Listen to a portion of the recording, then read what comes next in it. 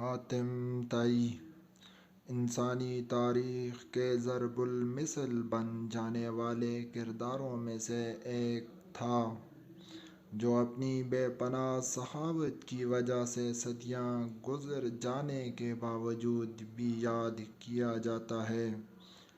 حاتم طائی کا مکمل نام حاتم بن عبداللہ بن سعد الطائی تھا۔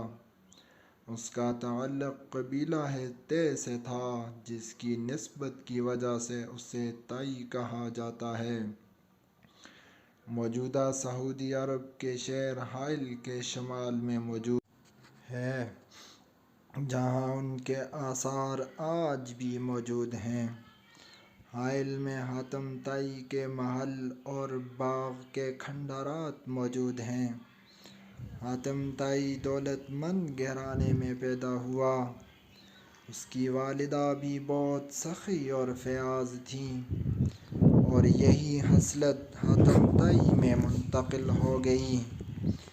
وہ بلا کا سخی ثابت ہوا، اور اس کی سخاوت کے قصے گھر گھر پہنچے، اور ان قصوں میں بہت سے جھوٹ بھی شامل ہوئے، مگر ان میں حقیقت یہی ہے کہ صدیاں گزر جانے کے بعد بھی حاتم طائی ضرب المثل قرار پاتا ہے، اور آج بھی لوگ مثال دے کر کہتے ہیں کہ فلاں شخص حاتم طائی سے بھی بڑا سخی ہے۔ حاتم طائی اپنے قبیلے کا سردار اور بادشاہ تھا۔ حاتم طائی اعلیٰ اخلاق کا مالک تھا، جس کی نظیر زمانہ جاہلیت میں کہیں بھی نہیں ملتی۔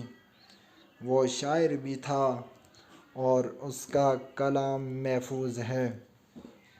اس کی شاعری کا دیوان لندن اور بیروت سے شائع ہوا۔ حاتم طائی کی شاعری میں بھی اس کے اخلاق اور سخاوت کی جھلک واضح ہوتی ہے۔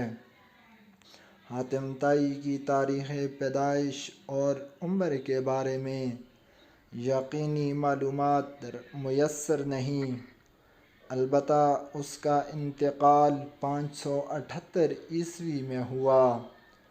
حاتم طائی نے نوار نامی عورت سے شادی کی، اور پھر یمن کے بادشاہ معاویہ بنت افرس سے شادی کی۔ دونوں بیویوں سے اس کے 3 بچے ہوئے۔ عبداللہ، صفانہ اور عدی پیدا ہوئے۔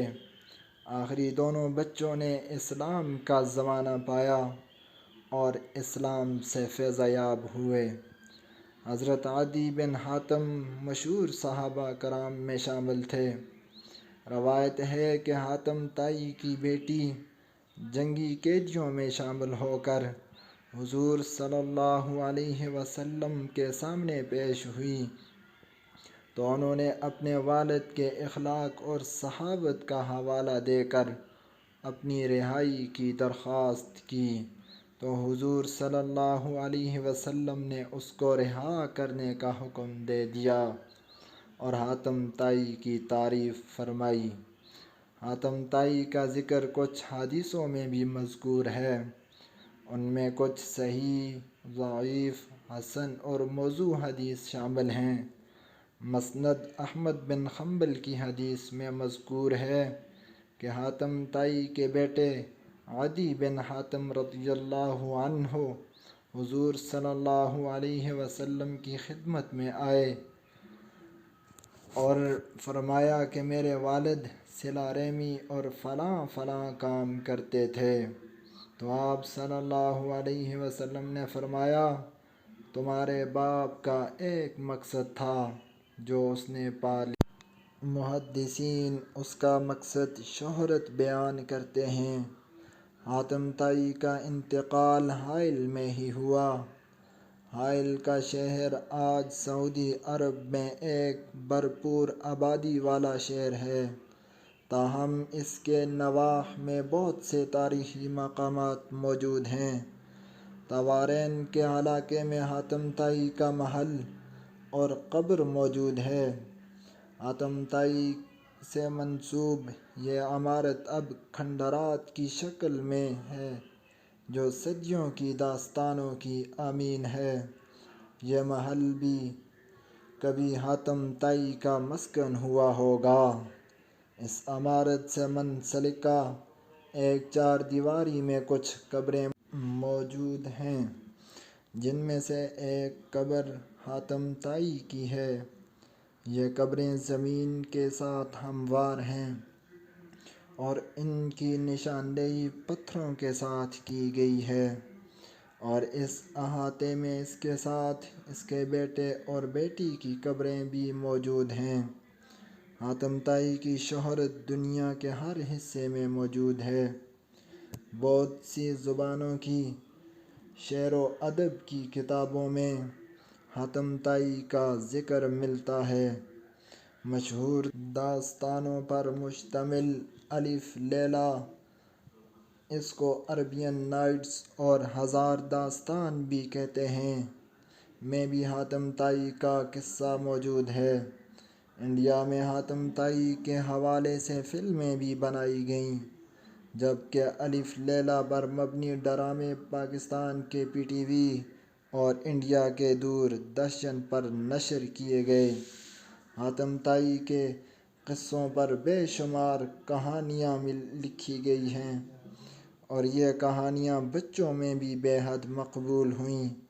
برصغیر پاک و ہند کے اکثر لوگوں کے پاس اپنے بچپن سے متعلق ان کہانیوں کی بہت سی یادیں ہوں گی۔ اسلامی معلومات کے تحت ہم کچھ علمی اور تحقیقی سوال رکھنے کی کوشش کرتے ہیں، تاہم آپ کو بھی اس پر تحقیق کر کے ہمارے ساتھ رہیں۔ حاتم طائی کے متعلق آپ بھی تحقیق کیجیے، ان کے بارے میں احادیث میں موجود تذکرے تلاش کریں، یہ معلوم کریں کہ وہ کس مذہب کا پیروکار تھا۔ اس کے ساتھ ساتھ اس کی صحابت سے منسوب واقعات کی تلاش کیجیے اور اپنے علم میں اضافہ کیجیے۔